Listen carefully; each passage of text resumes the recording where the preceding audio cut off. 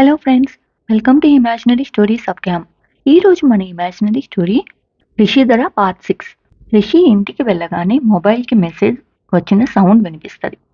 అది ఓపెన్ చేసి చూడగానే ఈ పిల్ల మళ్ళీ మెసేజ్ చేసిందా అని అనుకొని చూడగానే ఈరోజు వైట్ కలర్ షర్ట్లో మీరు చాలా హ్యాండ్సమ్గా ఉన్నారు అని పంపిస్తుంది.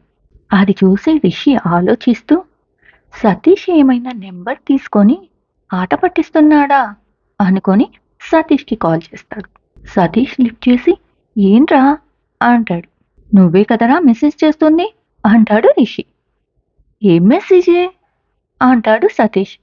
అనగానే రిషి కొత్త నెంబర్తో అంటాడు.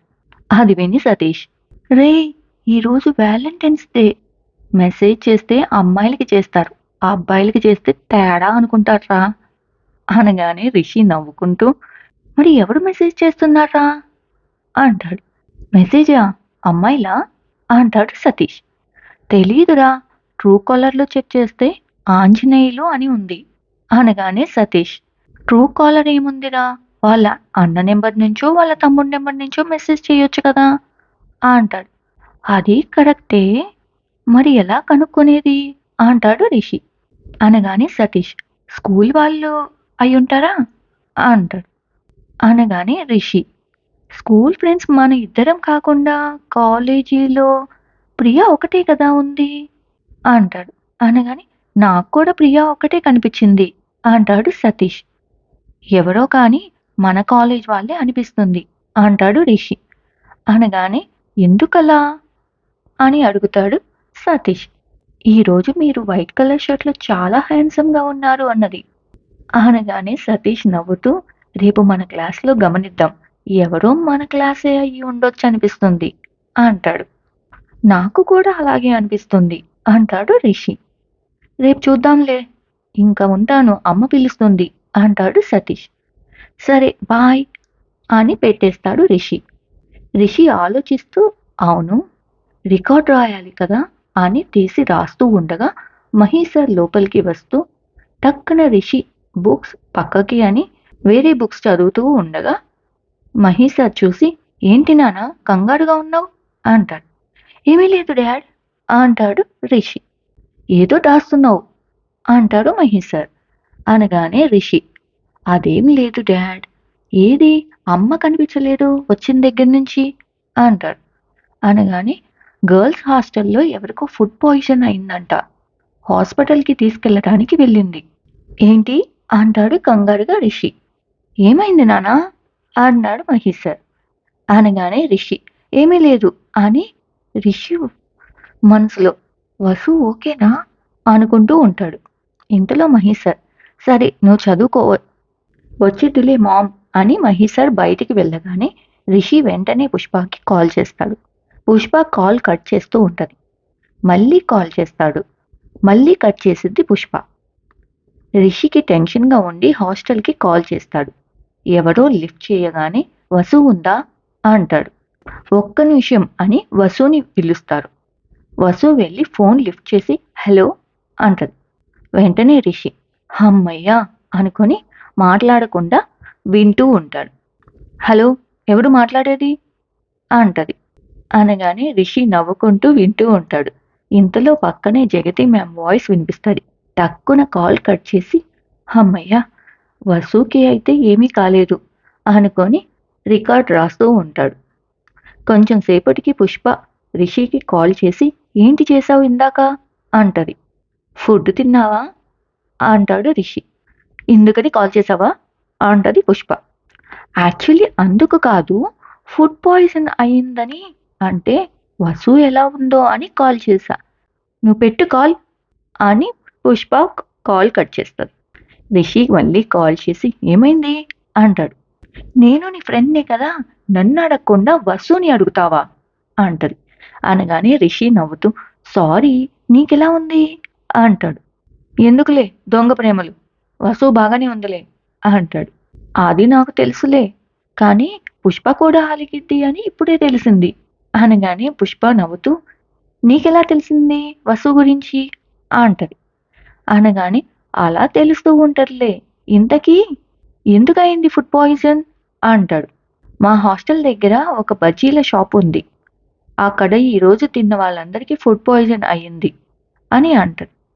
అనగానే ఓకే. మీరు తినలేదు కదా అంటాడు. లేదులే. కానీ నీ రికార్డ్ ఎంతవరకొచ్చింది అంటాడు పుష్ప. అనగానే రిషి నవ్వుతూ నీతో మాట్లాడుతూ రాస్తూనే ఉన్నానులే అంటాడు. ఓకే. రాయ్ రాయ్ ఉంటాను అని కాల్ కట్ చేస్తది పుష్ప. రిషి ఆలోచిస్తూ రాస్తూ ఉంటాడు. ఈవినింగ్ కిందకి వెళ్ళగానే అందరూ కూర్చుని ఉంటారు. ఒకతను మాట్లాడుతూ ఉంటాడు. Mahesh sir, Jagathi ma'am and Phanindra సార్తో. బాబు, మీ నాన్నగారు కాలేజ్ పెట్టిన దగ్గర నుంచి పని చేస్తున్నాం. ఎప్పుడూ ఇలాంటివి జరగలేదు. మధ్యాహ్నం నుంచి చేతులు కాళ్ళు ఆడట్లేదు. మీరే ఏమైనా చెయ్యండి బాబు అంటారు. అనగానే ఫణీంద్ర సార్ మీ గురించి మాకు తెలుసు. చూస్తానులే సూరి అంటాడు ఫణీంద్ర సార్. అనగానే సూరి సరే బాబు ఉంటాను అని వెళుతున్న ఆ వంటతన్ని చూసి రిషి జగతి మ్యామ్ దగ్గరికి వెళ్తుంటే ఫణీంద్ర సార్ డల్గా లోపలికి వెళ్ళిపోతారు. రిషి జగతి మ్యామ్ టైర్డ్గా ఉండటం చూసి ఏమైంది మా అంటారు. హాస్టల్లో 6 మెంబర్స్కి ఫుడ్ పాయిజన్ అయింది. మిగతా అందరూ హాస్టల్లో బాగానే ఉన్నారు. కానీ మన హాస్టల్ ఫుడ్ వల్ల అని అన్నీ చెక్ చేశాను. అంతా నీట్గానే మెయింటైన్ చేస్తున్నారు.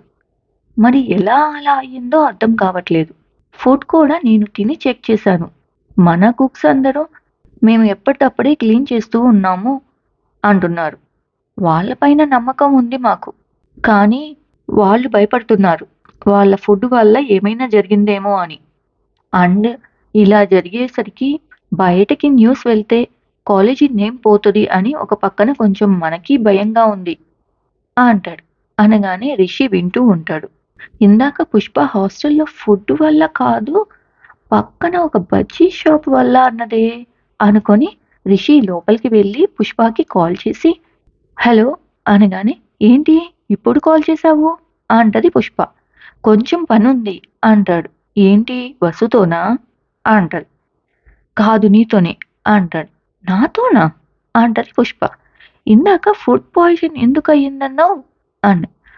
అదా ఏమో హాస్టల్ ఫుడ్ అంటున్నారు కానీ హాస్టల్ ఫుడ్ కాదు అనిపిస్తుంది. మాకు ఫుడ్ పాయిజన్ బయట బజ్జీ షాపుల్లో తిన్న వాళ్ళందరికీ అయిందనేది టాక్ అండ్ అనగానే రిషి నిజంగా అది కరెక్టేనా అంటది. కరెక్టో కాదో ఎలా తెలుస్తుంది నాకు అంటది పుష్ప. ఒక పని చేస్తావా అంటాడు రిషి. రికార్డ్ రాయకుండా ఏ పనైనా చేస్తా అంటది పుష్ప. రిషి నవ్వుతూ వెళ్ళి ఫుడ్ పాయిజన్ అయిన వాళ్ళందరినీ ఈరోజు బజ్జీలు తిన్నారో లేదో కన్ఫర్మ్ చేసుకొని చెప్తావా అంటాడు. నీకెందుకు అంటది పుష్ప. వెంటనే రిషి సిబిఐ ఆఫీసర్ అవ్వాలన్నది నా కోరిక. అది ఎలాగో అవ్వలేను కదా, అందుకని ఇలా అయినా నా కోరిక తీర్చుకుందామని అనగానే అబ్బో అబ్బో చాలా కోరికలున్నాయే, తెలుసుకొని ఇప్పుడు ఏం చేస్తావేంటి, వెళ్ళి పడుకోపో అంటది. ప్లీజ్ నా కోసం, కావాలి అంటే నీకు ట్రీట్ ఇస్తాను అంటాడు రిషి. సరే ఉండు అని కాల్ కట్ చేసి పుష్ప వసుతో చెప్తది. చెప్పగానే వసు నాకు ఇందాకటి నుంచి అదే కొడుతుంది. అసలు ఎందుకు ఈ ఫుడ్ పాయిజన్ అయిందో తెలుసుకోవాలని.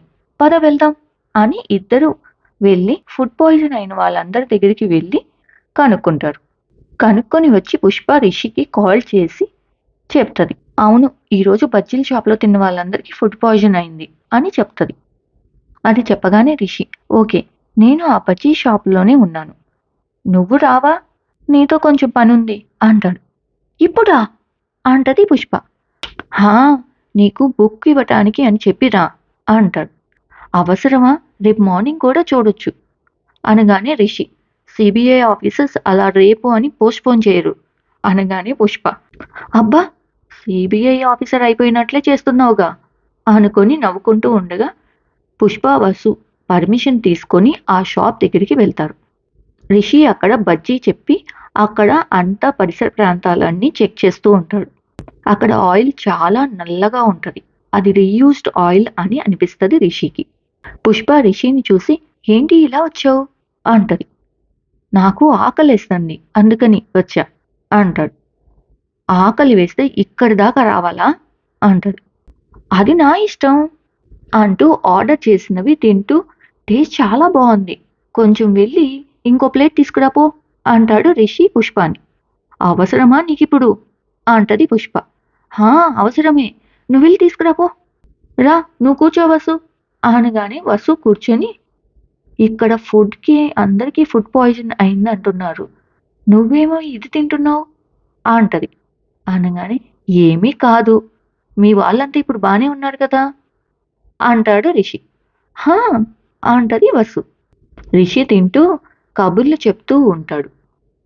సరే ఇంక మీరు లోపలికి వెళ్ళండి అని పుష్ప ఒక్క నిమిషం అని ఈ బుక్ రాకేష్కి ఇవ్వవా అని ఇస్తాడు. నువ్వే ఇవ్వచ్చుగా రేపు అంటది. ఒకవేళ రేపు నేను కాలేజీకి రాలేకపోతే అంటాడు. దేనికి రావు అంటది పుష్ప. ఇంకా రీజన్ కన్ఫర్మ్ అవ్వలేదు అంటాడు రిషి. బంక్ కొట్టడానికి ప్లాన్ చేస్తున్నావా అంటది పుష్ప. హా అంటాడు రిషి. కానీ ఎంజాయ్ చేయి అంటూ పుష్ప అనగానే థ్యాంక్ యూ అని బజ్జీలు చాలా బాగున్నాయి అని డబ్బులు ఇచ్చి ఇంటికి వెళ్తాడు. కూర్చొని ఆలోచిస్తూ బజ్జీలకి కాదనుకుంటా వాళ్ళందరికీ ఫుడ్ పాయిజన్ అయింది అనుకొని ఆలోచిస్తూ ఉండగా రిషికి కడుపులో తిప్పినట్లు అనిపిస్తుంది. రిషి జగతి మ్యామ్ దగ్గరికి వెళ్తాడు. అమ్మా కడుపులో తిప్పుతుందివా అంటాడు. నీకేమైంది అంటది కంగారుగా జగతి మ్యామ్. డాక్టర్ని పిలువుమా అంటాడు. బాగా నొప్పిగా ఉందా అంటది. హా మా అన్ ఉండు అని జగతి మ్యామ్ డాక్టర్కి కాల్ చేసి రమ్మంటది. డాక్టర్ వచ్చి చెక్ చేసి బాబుకి ఫుడ్ పాయిజన్ అయ్యింది అనగానే జగతి మ్యామ్ షాక్ అయ్యి ఏమైంది, ఏమైనా తిన్నావా బయట అంటది. హా మన కాలేజీ దగ్గర బజ్జీలు తిన్నాను మా అంటాడు. అసలు బయట ఫుడ్ తినొద్దని ఎన్నిసార్లు చెప్పినా వినరు, చూడు ఇప్పుడు అని సీరియస్గా జగతి మ్యామ్ కషాయం తీసుకురావడానికి కిందకి వెళ్తుంది.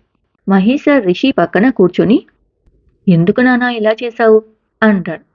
అనగానే రిషి మనల్ని నమ్ముకొని ఒక ఫ్యామిలీ మొత్తం 40 సంవత్సరాల నుంచి మన దగ్గర వర్క్ చేస్తున్నారు, మరి వాళ్ళ పైన నింద పడ్డప్పుడు వాళ్ళకి తోడుగా ఉండాలి అనిపించింది. అందుకని ఈరోజు నేను ఆ ఫుడ్ పాయిజన్ గురించి కనుక్కున్నాను. ఆ బజ్జీ షాప్లో ఎవరైతే ఈరోజు తిన్నాడో వాడు అందరికీ ఫుడ్ పాయిజన్ అయిందంట. అందుకని టెస్ట్ చేద్దామని వెళ్ళాను. వేరే వాళ్ళని రిస్క్లో పెట్టడం ఎందుకని నేనే తిన్నాను. అంతే డాడ్ అనగానే మహేష్ సార్ కంట్లో నుంచి నీళ్లు తిరుగుతాయి. నీ ఏజ్లోనే ఇంతలా ఆలోచిస్తున్నావు అంటే నువ్వు గ్రేట్ నానా అంటాడు. అనగానే రిషి నవ్వుతూ సరే డాడ్ మీరు వెంటనే కాల్ చేయండి ఫుడ్ సేఫ్టీ ఆఫీసర్కి అనగానే హా నానా అని మహేష్ సార్ తన ఫోన్లో నుంచి కాల్ చేసి నా కొడుక్కి ఫుడ్ పాయిజన్ అయ్యింది, అలాగే ఈరోజు మా కాలేజీలో 6గురికి అయ్యింది అని కంప్లైంట్ చేస్తూ ఉండగా జగతి మ్యామ్ లోపలికి వచ్చి రిషిని చూసి కషాయం ఇస్తుంది. రిషి అది తాగుతూ ఉండగా జగతి మ్యామ్ ఇంకా 2 days నువ్వు కాలేజీకి వెళ్ళటానికి వీల్లేదు, ఇంట్లో నుంచి కదలటానికి వీల్లేదు అంటది. అలాగే మా అని సరే ఇంక పడుకుంటాను, నాకు నీరసంగా ఉంది అంటది. సరే ఇంక పడుకొని రెస్ట్ తీసుకో అంటూ జగతి మ్యామ్ మహేష్ సార్ అక్కడి నుంచి వెళ్ళిపోతారు. రిషి పడుకొని నిద్రపోతాడు. ఫ్రెండ్స్ ఇక్కడితో ఈ స్టోరీ అయిపోయింది. ఈ స్టోరీ కనుక మీకు నచ్చినట్లయితే please like, share and subscribe to imaginary stories of game.